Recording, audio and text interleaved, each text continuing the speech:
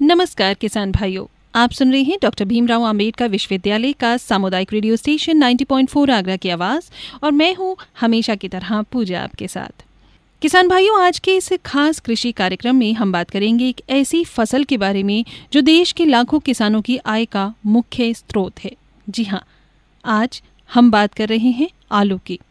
लेकिन उससे पहले मैं आपको ये विशेष रूप से बताना चाहूँगी कि ये जो खास कृषि जागरूकता कार्यक्रम हम आप तक लगातार सीरीज में लेकर आ रहे हैं, ये ministry of chemical and fertilizers, government of India यानी कि रसायन एवं उर्वरक मंत्रालय भारत सरकार के निर्देशानुसार यारा फर्टिलाइजर इंडिया प्राइवेट लिमिटेड के सौजन्य से आप तक पहुंचा रहे हैं, जिसमें आप लगातार बहुत सारे एक्सपर्ट्स को सुनते हैं, उनसे सही और सटीक जानकारी प्राप्त करते हैं। आज के इस कार्यक्रम में किसान भाइयों, हम आलू की फसल की बात करने वाले हैं, क्योंकि आलू एक नकदी फसल है। लेकिन क्या आप जानते हैं कि उचित जानकारी और तकनीकों से यही आलू बेहतर मुनाफा भी दिला सकता है? जी हाँ, इस पर विशेष जानकारी देने के लिए आज हमारे साथ हैं कृषि विशेषज्ञ शशि शेखर पांडे जी। ये हैं एरिया एग्रोनॉमिस्ट, यूपी वेस्ट, यारा फर्टिलाइजर इंडिया प्राइवेट लिमिटेड से।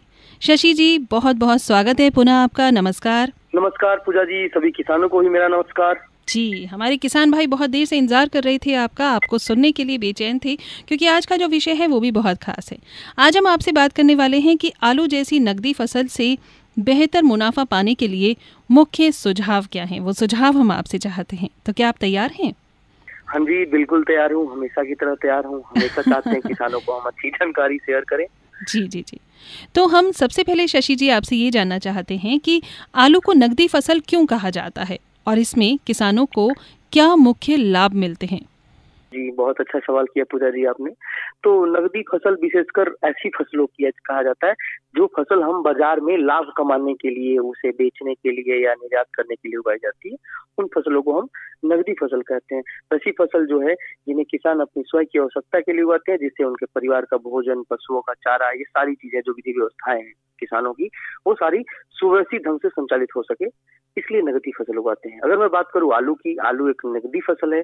आज का जो सामान्य परिवेश है, आज की स्थिति में मैं बात करूं, भारत का एक प्रमुख खाद्य फसल में से एक है। अगर मैं बात करूं, चौथी सबसे महत्वपूर्ण फसल मानी जाती है आलू, क्योंकि चावल, गेहूं और मक्के के बाद जो आलू का अपना एक बहुत ही योगदान है और हमारे भारत देश में काफी प्रचलन है नकदी फसल में आलू का। बहुत अच्छी जानकारी आपने हमें दी। तो ऐसे में शशि जी, आलू की अच्छी पैदावार के लिए उपयुक्त जलवायु और मिट्टी कैसी होनी चाहिए? जी जी, बहुत अच्छा सवाल है। अगर मैं आलू की बात करूं, आलू के इतिहास से शुरू करते हैं कि आलू आया कैसे और कैसे हम आलू शुरुआत हुई। आलू का जो मूल स्थान अगर मैं देखूं, जहाँ पे आलू होता था सबसे पहले, वो आलू जो है दक्षिण अमेरिका के जो एंडीज पर्वत सीरीज है, वहां से आलू जो है पूरे देश में धीरे धीरे फैला। इंडिया में बात करूं तो 17वीं शताब्दी में भारत में जो आलू है, पुर्तगाली जो व्यापारी भारत में है, उनके साथ आलू भारत में लाया गया था। बाद में इसे ब्रिटिश शासन काल में ब्रिटिशर्स ने इसकी खेती कराई अपने नीलगिरी की पहाड़ियों के जो उत्तर भारत में है। वहां से आलू धीरे धीरे आज भारत में एक प्रमुख स्थान ले चुका है। तो अगर आलू के लिए जलवायु की मैं बात करूं तो आलू एक शीत ऋतु की फसल है, ठंडे मौसम में होने वाली फसल है। अगर मैं बात करूं आलू के लिए आदर्श जो तापमान या टेम्परेचर होगा, वो होता है 24 डिग्री सेल्सियस के आसपास।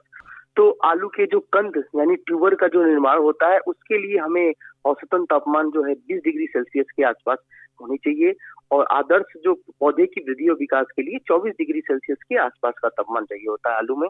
आलू में एक बहुत बड़ी दिक्कत है, अगर ज्यादा ठंडी पड़ती है तो पाला या गर्मी, ज्यादा ठंडी से पाला लगता है और ज्यादा गर्मी से भी फसल पे नुकसान होता है, उसके उत्पादन पे, उसके वृद्धि और विकास। तो ये जरूरी होता है आलू के लिए तापमान।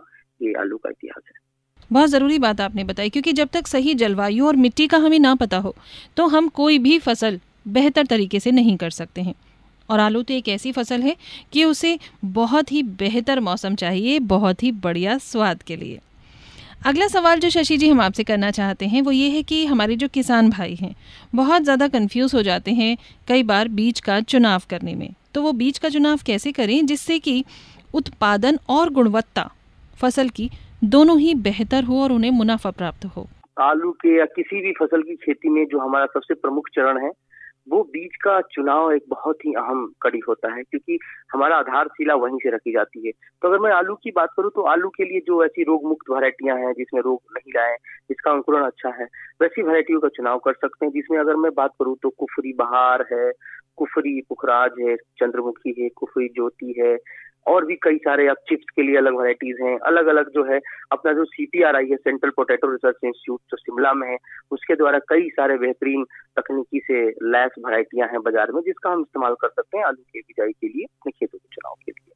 अगर मैं बात करूं आलू की बिजाई, क्योंकि बिजाई के बाद जो जरूरी है हमें कब कब कहाँ पे बुआई होती है आलू, और मिट्टी कौन सी चाहिए होती है, तो अगर मैं इसमें बात करूं तो जब भी आलू के बीज चुनाव करने के बाद खेत जो हमारा हो, अच्छे जल निकासी की व्यवस्था हो, समतल जमीन और उपजाऊ मिट्टी हो, दोमट मिट्टी हो, ऐसे में हम आलू की बुआई कर सकते हैं। जी, ये बहुत ज़रूरी आपने बात बताई। तो क्या शशि जी ऐसी कोई आधुनिक तकनीकी या यंत्र भी है जिनसे किसान भाइयों की लागत तो कम हो और मुनाफा बढ़ जाए? बिल्कुल। आज हमारे समान परिवेश में अगर मैं बात करूं, आज के मॉडर्न एरा जो कि मशीनीकरण का है, इसमें बहुत सी मशीनें हैं जो आलू की सीधी बिजाई करती हैं, स्पेस को मेंटेन रखती है, मतलब पौधे से पौधे की दूरी, कितने साइज के आलू जाएंगे, ये सारी चीजें मशीनीकरण हो चुका है। कई किसान हमारे इस्तेमाल भी करते हैं, मैं घूमते रहता हूँ, कई ऐसी कंपनियां हैं जो ऐसी मशीन भी मुहैया करा रही हैं, किसानों को ट्रेनिंग भी दे रही है इन मशीनों की। तो बहुत सारी मशीन आज के समय में उपलब्ध है आलू की बिजाई के लिए। जी, हमारे किसान भाइयों को तकनीक के साथ तो चलना ही चाहिए। समय बदल चुका है, ऐसे में अब आपकी मेहनत कम लगती है, लेकिन अच्छी पैदावार और अच्छा मुनाफा भी आपको मिलता है तकनीक के साथ जुड़ने में। अगला सवाल जो शशि जी हम आपसे करना चाहेंगे वो ये है कि फसल का जो चक्र आलू की खेती में है, इसका क्या महत्व है? मैं बात करूं फसल चक्र तो बहुत ही जरूरी कड़ी है किसी भी खेती को हम करते हैं, क्योंकि खेत हम एक ही अपने खेत में कई फसलों को लेना होता है, तो हमें मिट्टी के उर्वरा शक्ति के बैलेंस को बनाए रखने के लिए हमें फसल चक्रण का उपयोग करना चाहिए। यानी तो आपका उसके लिए कहना आलू ये है कि इससे मिट्टी की उर्वरता भी बनी रहती है? बिल्कुल बिल्कुल बिल्कुल, मिट्टी की उर्वरता बनी रहती है और उसका देख रेख भी हमारी मिट्टी की अच्छी होती है, जिससे उत्पादन में हमारी कोई कमी नहीं आती आने वाले समय में। इसलिए हमें फसल चक्रण का उपयोग करते रहना चाहिए। आलू की खेती के साथ किस तरह का फसल चक्र हमारे किसान भाइयों को, अगर हम उत्तर प्रदेश की ही बात करें, वेस्ट यूपी की ही बात करें, तो किस तरह का फसल चक्र हमारे किसान भाइयों को आप सजेस्ट करेंगे? हाँ बिल्कुल, ये बहुत ही जरूरी सवाल है। अगर मैं बात करूँ आलू की फसल के बाद, हमारे वेस्टर्न यूपी में आलू हम लगाते हैं, तो आलू लगाने के बाद सामान्यतः किसान गेहूँ लगाते हैं, वो खेत में छोड़ के अगले साल धान लगा लेते हैं।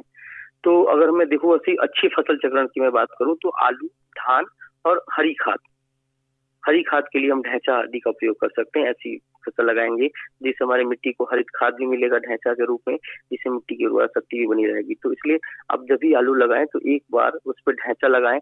दूसरी फसल जो हम ले ऊपर तैयार होने वाली फसल है, क्योंकि आलू जो कंद वर्गीय फसल है जो नीचे मिट्टी के अंदर तैयार होती है, और उसके बाद हम एक फसल है जो ऊपर उसके फल लगे, और बीच में हम ढैंचा वगैरह का इस्तेमाल करें, जिससे हमारे मिट्टी की जो बैलेंस है, उर्वरा शक्ति वगैरह ये मेंटेन रहे। जी जी, किसान भाइयों, हम आपको दोहरा कर बताना चाहते हैं कि आज हमारे साथ हैं कृषि विशेषज्ञ शशि शेखर पांडे जी, जो हैं area agronomist UP waste, Uttar Pradesh waste से हैं, और आप हैं यारा फर्टिलाइजर इंडिया प्राइवेट लिमिटेड से। आपके समक्ष लेकर आपका ही आगरा की आवाज़, जो कि सामुदायिक रेडियो स्टेशन है डॉक्टर भीमराव अम्बेडकर विश्वविद्यालय का, वो लेकर आता है आपके समक्ष रेडियो कृषि जागरूकता कार्यक्रम, जो कि यारा फर्टिलाइजर इंडिया प्राइवेट लिमिटेड के सौजन्य से है, लेकिन निर्देशानुसार है रसायन एवं उर्वरक मंत्रालय, भारत सरकार। इसीलिए आप विश्वास कीजिए कि आपको हमेशा लगातार जो जानकारी मिलती है वो बिल्कुल उचित मिलती है, बिल्कुल सही मिलती है, और ये एक्सपर्ट्स भी अपनी जी जान लगाकर कोशिश करते हैं कि आप तक सही बिल्कुल सही बात पहुंचे और आप बहुत अच्छी कृषि कर पाए, हमारा देश उन्नत हो पाए। ऐसे में आज शशि शेखर पांडे जी से हम चर्चा कर रहे हैं कि आलू जैसी नकदी फसल से बेहतर मुनाफा पाने के लिए क्या है मुख्य सुझाव, जिस पर आप बहुत अच्छी जानकारी दे रहे हैं।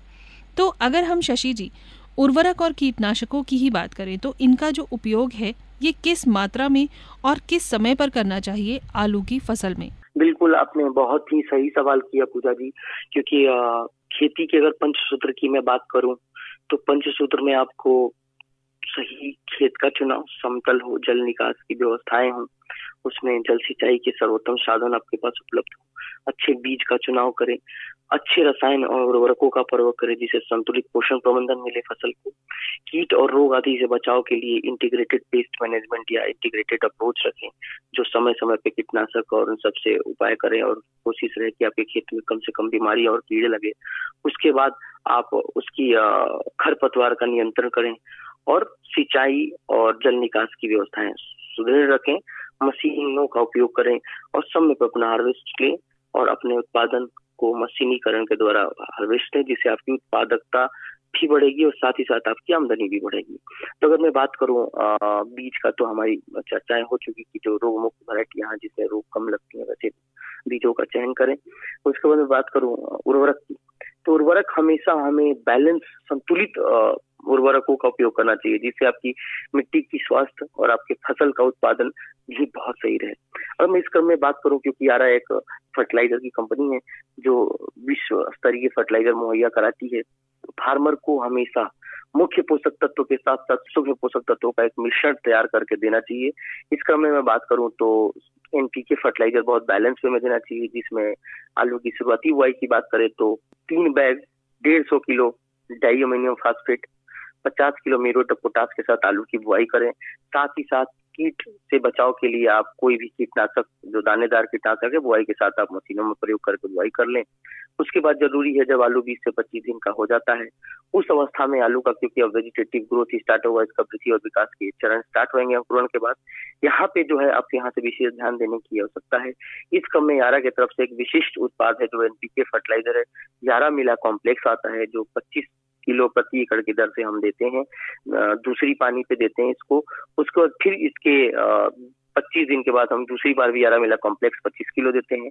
और यारा मिला कॉम्प्लेक्स की बात करूँ तो 9 तरह के पोषक तत्वों से सम्मिश्रण एक खाद है, जिसमें 12, 11, 18 के फॉर्म नाइट्रोजन, फास्फोरस और पोटास है, साथ में सल्फर है, मैग्नीशियम है, बोरान है, जिंक है, फेरस है और मैग्नीज है। ये संपूर्ण मिश्रण जो है एक ब्रिल टेक्नोलॉजी द्वारा तैयार किया गया खाद है। साथ ही साथ आलू में कैल्शियम का भी विशेष महत्व होता है, क्योंकि आलू की बाहरी सतह को, आलू में चमक, आलू में वजन बनाने के लिए हमें यारा की तरफ से यारा लीवा नाइट्रोवोर एक उत्पाद आता है, जो आलू की बेहतरीन चमक, उसकी साइज, उसके वजन, उसमें जो फटने और कटने की जो समस्याएं आती हैं, सारी समस्याओं से मुक्त करने के लिए यारा का यारा लीवा नाइट्रोवोर 25-25 किलो 2 बार आप एक 30 दिन पे और एक 45 दिन पे आप अपने खेत में दे सकते हैं। साथ ही साथ आलू के कंदों को बढ़ाव के लिए यारा की तरफ से यारा का एक लिक्विड प्रोडक्ट है यारा वीटा सैनिफॉस, जो कि 500 ml प्रति एकड़ की डोज है।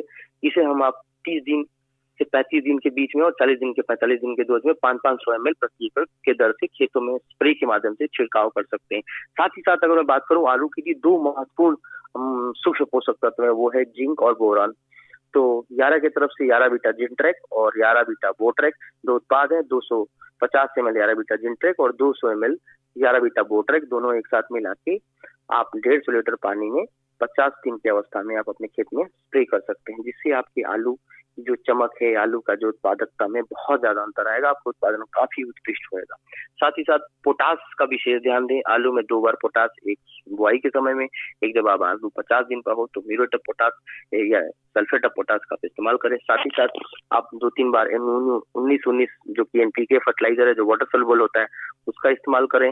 13-0-45 जो कि पोटेशियम नाइट्रेट है, उसका उपयोग करें। साथ ही साथ 0-0-50 या 0-52-34 जैसे वाटर सोल्युबल फर्टिलाइजर का इस्तेमाल आप खेत में कर सकते हैं, जिसके आपका उत्पादन बहुत ही उत्कृष्ट मिलेगा और आप जो है अपने उत्पादन के साथ ही अपने आमदनी को बढ़ा सकते हैं किसान भाइयों। इसलिए जब भी आप आलू की बिजाई करें या आलू की खेती करते हैं तो आप हमेशा बैलेंस न्यूट्रिशन पे ध्यान दें। यूरिया की डोज को बहुत ज्यादा बढ़ाने की जरूरत नहीं है, यूरिया का स्प्लिट डोज दें, 2 या 3 बार यूरिया ही खेत में लगाएं, ज्यादा यूरिया नहीं लगाएं, नहीं तो यूरिया ज्यादा लगने से आपकी फसल का ऊपरी विकास तो ज्यादा हो पाएगा, लेकिन जो नीचे हमारे कंदों के विकास होने वो कम रह जाएंगे, जिससे आपके उत्पादन पे सीधा असर दिखेगा। क्योंकि किसान जो है यूरिया के पीछे बहुत भागता है, तो मैं उनसे कहना चाहूंगा यूरिया के बजाय उस पैसे में वाटर सोल्युबल फर्टिलाइजर्स हैं, यारा मिला कॉम्प्लेक्स है, ऐसे बेहतरीन कॉम्प्लेक्स फर्टिलाइजरों का इस्तेमाल करें, जिसकी आपके उत्पादन साथ ही साथ उत्पादन की गुणवत्ता ही काफी शानदार रहेगी। बिल्कुल सही कहा शशि जी आपने, क्योंकि अगर हमारी जो फसल है उसके सूक्ष्म पोषक तत्व बचे रहेंगे, तभी तो हमारी जो खाने की थाली होगी वो भी स्वस्थ होगी। जो हम खाएंगे, हमारे बच्चों को खिलाएंगे, वो स्वस्थ होगा और हम लोग स्वस्थ जीवन जी सकेंगे। आप बहुत से किसान भाइयों से मिलते हैं शशि जी, आप पब्लिक मीटिंग भी करते हैं, किसान भाइयों से मिलकर उनकी समस्याएं भी सुनते हैं। ऐसे में एक बहुत ही कॉमन प्रॉब्लम जो है वो है आलू के भंडारण से जुड़ी हुई। तो ऐसी कौन सी मुख्य समस्याएं हैं आलू के भंडारण से जुड़ी हुई, जब आप पब्लिक मीटिंग करते हैं आपको किसान भाइयों से जानने को मिलती हैं, और उनसे बचने के उपाय क्या हैं, ये भी प्लीज़ ज़रूर हमारे रेडियो के माध्यम से बताइए। बिल्कुल पूजा जी, देखिए क्या है कि आलू एक नगदी फसल है और हम आलू जो है ठंडी में लगाते हैं और उसका मार्च के महीने में हम आलू का जो उत्पाद हम हार्वेस्ट कर लेते हैं। उसके बाद हमारे लिए जरूरी है या तो हमें बाजार में अच्छा मूल्य मिलता है तो किसान उसे बेच देते हैं, या तो उसे कोल्ड स्टोरेजों में भंडारित करते हैं, क्योंकि आलू के कई सारे उपयोगी है। आलू से चिप्स बनता है, आलू से कई सारे काम होते हैं और सालों भर हमें आलू चाहिए होता है। तो इसके लिए हमें भंडारण एक बहुत ही विशेष और बहुत ही जरूरी है। अगर मैं बात करूं आलू के भंडारण की, तो आलू के भंडारण के लिए तापमान 4 डिग्री से 10 डिग्री के बीच में होना चाहिए। अगर मैं ह्यूमिडिटी की बात करूं तो 90 से 95% ह्यूमिडिटी होना चाहिए। बहुत ठंडा तापमान में आलू का मिठास बढ़ा देता है, जो प्रोसेसिंग के लिए ठीक नहीं होता है। इसलिए हमेशा एक टेम्परेचर को बैलेंस रखना जरूरी होता है आलू के भंडारण के समय में। भंडारण के लिए जो भंडारण से पहले की तैयारी हमारी बहुत जरूरी है। आलू की जब हम कटाई कर लेते हैं, यानी कि आलू की फसल हम खेत से हार्वेस्ट कर लेते हैं, उसके बाद पहले छाया में उसे सुखा लें ताकि उसका जो बाहरी छिलका है वो थोड़ी सी सख्त हो जाए, और जो भी घाव हैं, सड़े हुए कंधे हैं, उन्हें हटा दें। यानी जो घाव लगे हैं या कट गए हैं या सड़े कंधे, उन्हें हटा दें। जो साफ सुथरे और जो एक समान के आलू हैं उन्हें आप एक साइड अलग रख लें। उसके बाद उन्हें कोल्ड स्टोरेज में आप ले जाके आप उसे भंडारित कर सकते हैं, या आप अपने घर में थोड़े समय के लिए हवादार कमरा हो या बांस की टोकरी हो, बोरे की लकड़ी, जो पुराने तरीके चलते थे उनमें भी तहों पे बीच में रखा जाता है। लेकिन जो सबसे बहुगामी और आज के दिन में व्यवसायिक भंडारण का जो तरीका है वो है कोल्ड स्टोरेज में आप भंडारित कर सकते हैं। बिल्कुल सही कहा आपने। कोल्ड स्टोरेज में अच्छे से आप आलू को रख सकते हैं और उनको बेहतर समय तक, एक अच्छे समय तक आप उनको सुरक्षित वहाँ रख सकते हैं। ये तो बात हुई आलू के भंडारण से जुड़ी हुई। लेकिन शशि जी, बाजार में आलू की अच्छी कीमत पाने के लिए आप हमारे किसानों को किस तरह की रणनीति अपनाने की सलाह देंगे? हाँ, बिल्कुल ही सही सवाल आपने किया। तो अगर मैं बात करूं आलू के सही मूल्य पाने के लिए जो रणनीति है, तो बात देखिए, बाजार जो है हमेशा बढ़ते रहता है, घटते रहता है। इसमें हमें जो सबसे ज्यादा जरूरी है, हमारी जो उत्पाद है उसका गुणवत्ता है, बहुत ही इंपॉर्टेंट रोल निभाता है। बाजार में वैरायटियां कौन से जो जरूरी हैं वो बिकती हैं, किसकी महंगी रेट मिलती है, ये किसान को जानना होता है कि भाई कौन सी वैरायटी खाते हैं लोग। तो सबसे पहले उन वैरायटियों का सिलेक्शन करें जो पॉपुलर हो बाजार में खाने के लिए। अगर मैं बात करूं, जैसे कुफरी बहार है, E3797 नाम से वैरायटीज आती है, ज्यादा पॉपुलर वैरायटी आज की डेट में खाने के लिए इस्तेमाल करने के लिए। अगर चिप्स की वैरायटी करनी है, अगर प्रोसेसिंग के लिए चिप्स को लिए देना है तो चिप्स होना, ऐसे ऐसे कई बड़ी वैरायटी है जो चिप्स के लिए होती है। तो आपको सबसे पहले ये डिसाइड करना है कि हम अपने आलू किस चीज के लिए उत्पादन करें, नॉर्मल खाने के लिए जो बाजार में बिके, या हम प्रोसेसिंग प्लांट को देने के लिए आलू लगा रहे हैं। अगर हमारा ये डिसाइड हो जाता है तो उसके बाद आलू के बीज के सिलेक्शन के बाद अपने खेत को अच्छे से समतल कर लें। बैलेंस फर्टिलाइजर में बार बार बोल रहा हूँ कि संतुलित पोषक प्रबंधन बहुत ही जरूरी है। तो हमेशा संतुलित पोषक प्रबंधन देंगे तो आपके आलू की गुणवत्ता में निखार आएगा। आलू में रोग लगने की संभावनाएं कम रहेंगी। उसमें कीटों से प्रभाव से बचाने के लिए समय समय पे आप कीटनाशकों का प्रयोग करें, बीमारियों से बचाने के लिए दवाइयों का प्रयोग करें। उसके बाद समय से आप हार्वेस्ट करें। अब हार्वेस्टिंग और बुआई का जो समय है वो भी बहुत जरूरी है। हम आलू को देखें जब तापमान एक सही अवस्था में हो। अगर मैं बात करूं अपने उत्तर प्रदेश में, तो अक्टूबर के महीने में सामान्य हम आलू बुआई की स्टार्ट करते हैं। तो इन महीने में जो है आलू की समय से पहले बुआई करें। उससे क्या होगा कि आप आलू पहले बुआई करेंगे तो पहले ही हार्वेस्ट करेंगे, तो उम्मीद है कि आपको जो है अच्छे रेट मिलेंगे जब आप आलू हार्वेस्ट करोगे तो, क्योंकि बाजार में उस समय कम आलू अवेलेबल रहता है। तो ऐसी छोटी छोटी विशेष बिंदु है जिन्हें ध्यान देना है। डीएपी का प्रयोग बैलेंस वे में करना है। म्यूरेट ऑफ पोटास या सल्फेट ऑफ पोटास का उपयोग करना है, जिससे आलू की साइज और वजन बढ़ेगी। आपके वाटर सोल्युबल फर्टिलाइजर यूज करना है, यारा के यारा मेला कॉम्प्लेक्स या लीवर नाइट्राबोर जैसे बेहतरीन उत्पाद का इस्तेमाल करिए। आप सैनिफॉस का इस्तेमाल करिए, यारा बीटा सैनिफॉस के नाम से आता है, जो कि बहुत ही उत्कृष्ट उत्पाद है, एनर्जी ड्रिंक की तरह काम करता है फसल पे, तो आपकी कंधों का फॉर्मेशन बढ़ा देगा। ऐसे ही आप तकनीकी तरीकों को अपनाएं जिससे आप एक अच्छी उत्पादन ले सकें। बाजार की जो दिशा और दशा है आप बाजार में एनालिसिस करिए, उस हिसाब से अपने आलू को सेल आउट करिए या कोल्ड स्टोरेज में रखिए। घबराइए नहीं कि भैया अरे महंगा हो जाएगा, सस्ता हो जाएगा, नहीं। आप थोड़ा सा समय दीजिए, बाजार का आकलन करिए, उस हिसाब से आप बेचेंगे तो आपको एक अच्छी आमदनी मिल के आएगी। बिल्कुल सही कहा आपने। आपने अभी आलू की प्रोसेसिंग का जिक्र किया था, जैसे कि चिप्स, फ्राई आदि। तो ऐसे में इस प्रोसेसिंग वाले मामले में हमारे छोटे किसानों के लिए क्या संभावनाएं हैं? देखिए, छोटे बड़े तो किसान होते नहीं, किसान सारे बड़े ही होते हैं। मेरे लिए तो सारे किसान ही हैं और सब बड़े हैं, क्योंकि हम कंटिन्यू में लगातार आज कई सालों से किसानों के बीच में ही हम लोग रहते हैं। तो उसमें जो सबसे जरूरी है किसानों को कि कई सारी प्रोसेसिंग प्लांट्स हैं, कई सारी कंपनीज हैं जो फार्मरों को डायरेक्ट कांटेक्ट करती हैं कि आपके साथ मैं कांटेक्ट फार्मिंग करूंगा या हम मिल के काम करते हैं, हमें इतना प्रोडक्शन चाहिए। बस जो प्रोसेसिंग प्लांट्स हैं उनकी कुछ एसओपीज होती है कि मुझे ना ऐसी क्वालिटी की आलू चाहिए, उसके लिए बैलेंस फर्टिलाइजर अगर डालते हो तो उनकी जितनी भी क्वालिटी हो फुलफिल होती है, उसमें आपका डायरेक्ट प्रोडक्ट सेल हो जाता है। तो उसमें जितने भी छोटे या बड़े किसान हैं, बाजार में कई लोग जब आलू की सीजन आती है तो कंपनियां के बीच में आती हैं, कई सारी गैर सरकारी संस्थाएं हैं, प्राइवेट ऑर्गेनाइजेशन है जो कि प्रोसेसिंग प्लांट्स पे काम करती है। अब हम जितने चिप्स खाते हैं, फ्रेंच फ्राइज, चिप्स, ये सारी चीजें जो है आलू के बिना पॉसिबल नहीं। आप सोच सकते हैं कि आलू के बिना हमारे सुबह का नाश्ता, दोपहर का लंच और शाम का स्नैक्स आलू के बिना पॉसिबल है। तो उसके लिए प्रोसेसिंग कंपनियां लगी हैं। बस जरूरत है किसान को अपनी जागरूकता को बढ़ा के अच्छे गुणवत्ता वाले उत्पाद उत्पादित करें और उन कंपनियों के साथ मिलके आप जो है अपने उत्पाद को सेल आउट करें, ताकि अच्छे चिप्स के मजे और अच्छे फ्रेंच फ्राइज और फिंगर फ्राइज सब लोग खा सकें। बिल्कुल, हमारी थाली अधूरी रह जाएगी अगर हमारी थाली में आलू ना हो। तो अभी आप जिक्र कर ही रहे हैं कि किसान कोई भी छोटा बड़ा नहीं होता, आपके लिए तो सब किसान भाई बराबर हैं। तो क्या किसी किसान भाई की याद आपको आ रही है जिसे आप चैंपियन के रूप में हमारे इस रेडियो के आज के कार्यक्रम में उनका नाम लेकर बताना चाहें, जिन्होंने आपकी सलाह पर लगातार काम किया हो और आलू की फसल अच्छे से तरीके से करके उससे विशेष मुनाफा कमाया हो? बिल्कुल बिल्कुल। वैसे तो बहुत सारे किसान हैं क्योंकि हम लोग कई जिलों में लगातार पूरा दिन घूमते रहते हैं। उसमें से मैं अभी अचानक मेरे जहन में एक नाम याद आया। बहुत ही प्रोग्रेसिव फार्मर है, बहुत अच्छे से खेती करते हैं। मनोज सिंह जी हैं जो कि खंडौली के पास मई जगह है, वहाँ पे उनका बहुत बड़ा ही आलू का कारोबार है। आलू की बहुत अच्छे तरीके से खेती करते हैं, बहुत ही यंग एंड प्रोग्रेसिव फार्मर है। उनके भी हमारी याद आई। हम लोग लगातार उनके साथ जुड़े हैं यारा, और यारा के पद्धतियों से वो खेती करते हैं और बहुत ही अच्छी गुणवत्तापूर्ण उत्पादन देते हैं। बहुत बढ़िया भाई, हम भी उनको बधाई देना चाहेंगे। लेकिन एक बहुत ही महत्वपूर्ण सवाल है यहाँ, शशि जी, क्या सरकार द्वारा भी हमारे किसानों के लिए कोई विशेष योजना या सब्सिडी उपलब्ध है जिससे उन्हें सीधा लाभ मिल सके? बिल्कुल, सरकार हमेशा किसानों के साथ रहती है और किसानों के हित के लिए काम करते रहती है। सरकार की हमेशा ये कोशिश रहती है कि हमारे किसान अच्छे उत्पादन लें, उन्हें समय समय पे कृषि विज्ञान केंद्रों द्वारा ट्रेनिंग देती है। भारत सरकार की और राज्य सरकार की कई संस्थाएं हैं जो सरकार के साथ लगी हैं सब चीजों में। अगर मैं बात करूं सब्सिडी की और योजनाओं की, तो प्रधानमंत्री कृषि सिंचाई योजना है, जिसमें खेतों को जल संरक्षण देने के लिए ड्रिप स्प्रिंकलर द्वारा जो सूक्ष्म सिंचाई है उसके लिए सब्सिडी मुहैया है।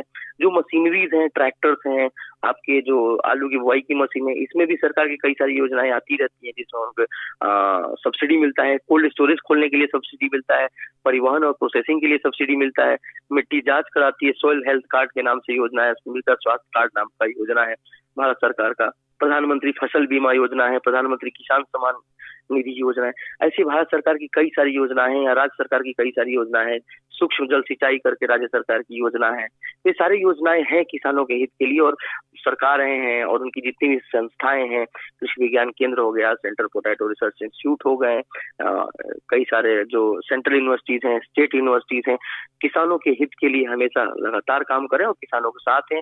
सब्सिडी की मैं बात कर ही दिया, सब्सिडी किसानों को कई माध्यमों से मिलता है। वो स्कीम्स है जो आती रहती हैं, आप अपने नियरेस्ट जिला कृषि कार्यालय में जाके आप पता कर सकते हैं, वहां से कई सारे स्कीम आपको मिल जाएंगी। कई सारी एफपीओ चला रही है सरकार। तो ऐसी सहकारी समितियां हैं जो किसानों के हित में काम करती हैं। तो ऐसी संस्थाएं हैं जो किसानों को हमेशा मदद करने के लिए तत्पर खड़ी। सब बस जरूरी है तो किसान को वहां पहुंचना है या उनसे मिलना, उनके साथ मिल के काम करने की, जिससे किसान एक बहुत अच्छी आमदनी ले, हमारे थाली की जो अधूरापन है उसे पूरा करें, उनके चेहरे की मुस्कान, उनका उत्पादन बढ़े। ये सरकार की हमेशा योजनाएं हैं। बिल्कुल, और आप आलू की इतनी तारीफ कर रहे हैं, मुझे लगता है आलू आपको भी बहुत पसंद है। बिल्कुल बिल्कुल। अब देखिए, इंडिया एक शाकाहारी देश है। यहाँ पे जो हमारा जो मुख्य पोषक है, शाकाहार हम खाते हैं, सब्जियां हमारे लिए मुख्य है। अब बिना आलू को सब्जियों का राजा कहा जाता है, किसी भी सब्जी में डाल दो।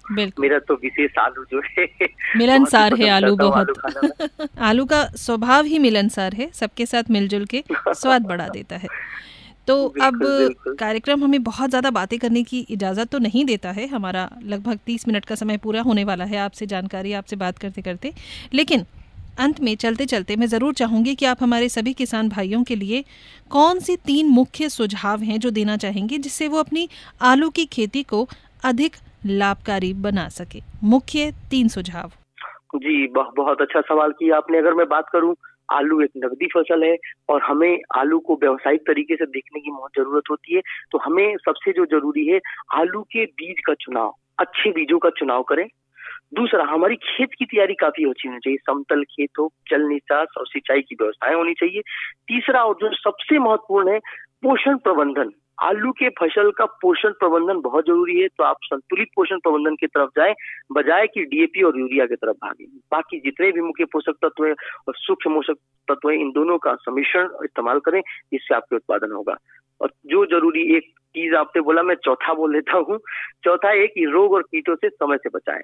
आपकी आलू की आमदनी बढ़ाने में आपके उत्पादन और उत्पाद की गुणवत्ता ये बहुत अच्छा आएगा, जिससे आप बहुत ही अच्छे उत्पादन ले सकते हो और आपकी आमदनी बढ़ा सकते हैं। बिल्कुल सही कहा शशि जी आपने, और आप लोगों के साथ जुड़ के तो मैं भी ये सीख गई हूँ कि हमारे किसान भाई हर जितना भी पोषक तत्व है उसको जाने समझें कि कब किसे क्या चाहिए। जैसे हम बच्चे को सींचते हैं ऐसे ही अपनी फसल को भी सींचिए और हर चीज़ का इस्तेमाल सही समय और सही मात्रा में करना है। सही कहा मैंने शशि जी?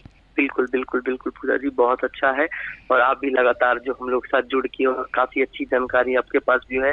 और मैं उम्मीद भी करता हूं कि रेडियो के माध्यम से या यूट्यूब के माध्यम से जो किसान सुन रहे हैं, साथ ही साथ आप जिन लोगों से मिलें और वो खेती में रुचि रखना चाहते हैं या खेती करना चाहते हैं, तो आप भी अपने तरफ से सुझाव दें या हमें मिलाएं, हम उन्हें नई तकनीकी बताएं, ताकि वो भी इस खेती के मुहिम में हम किसानों के साथ मिलकर चलें और अच्छा हम उत्पाद भारत की तरफ से विश्व को दे सकें।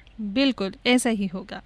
तो आज की इस विशेष रेडियो कृषि जागरूकता कार्यक्रम में, जो कि ministry of chemical and fertilizer government of India के निर्देशानुसार है और स्पॉन्सर्ड है यारा फर्टिलाइजर इंडिया प्राइवेट लिमिटेड से, इसमें हमने एक विशेषज्ञ से बात की जो हैं शशि शेखर पांडे जी। आप हैं एरिया एग्रोनॉमिस्ट यूपी वेस्ट यारा फर्टिलाइजर से।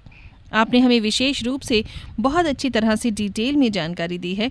आलू जैसे नकदी फसल से बेहतर मुनाफा पाने के लिए क्या हैं मुख्य सुझाव, आपने वो सुझाव भी बताए और उसके बाद आपने ये भी ज़रूर बताया कि कैसे कीट की पहचान करनी चाहिए, मौसम की पहचान करनी चाहिए और अपनी फसल को बेहतर बनाना चाहिए। बहुत सारी अच्छी जानकारियां आपने हमारे साथ साझा की हैं शशि जी। हम चाहेंगे आगे भी कार्यक्रम में हम आपके साथ जुड़ें और आपके साथ ढेर सारी जानकारियां लें, क्योंकि जानकारियों का भंडार है शशि जी आपके पास। आप लगातार मेरे ख्याल से मिलते ही रहते हैं किसान भाइयों से, है ना? जी जी बिल्कुल। अभी मैं जाना है, किसानों के बीच में ही जाना है, इंतजार हो रही है। प्रतिदिन हम लोग 100-150 किसानों से मिलते रहते हैं। बहुत अच्छा, बहुत अच्छा। तो जब आप ये किसान भाइयों से मिलते हैं, पब्लिक मीटिंग करते हैं, तो आप उनकी समस्याओं को सुनकर वहीं के वहीं उन्हें समाधान भी देते हैं? जी हाँ, बिल्कुल बिल्कुल, वही सुनेंगे, वही समाधान देंगे, उनसे भी राय लेंगे कि क्या मैं जो बोल रहा हूँ वो सही है, आपका क्या अनुभव है। क्योंकि कई ऐसे किसान हैं जो लगातार कई सालों से करते आते हैं खेती, तो उनके साथ भी अनुभव साझा करते हैं। बिल्कुल, उनके अनुभव भी हम लोगों के बहुत काम आने वाले हैं। बिल्कुल। तो आज का ये कार्यक्रम हम यही समाप्त करते हैं। शशि शेखर पांडे जी, बहुत बहुत शुक्रिया हम आपका अदा करना चाहते हैं। अपना कीमती समय और अपनी कीमती जानकारियां आपने हमारे साथ साझा की। धन्यवाद, नमस्कार। नमस्कार, धन्यवाद सभी किसान भाइयों को, राम राम। तो किसान भाइयों, ये था एक और रेडियो कृषि जागरूकता कार्यक्रम। एक और विशेषज्ञ के साथ जल्दी हम आपसे मुलाकात करेंगे और आपको पुनः ढेर सारी अच्छी जानकारियां देंगे कृषि जागरूकता संबंधित। फिलहाल पूजा को दीजिए इजाजत, नमस्कार।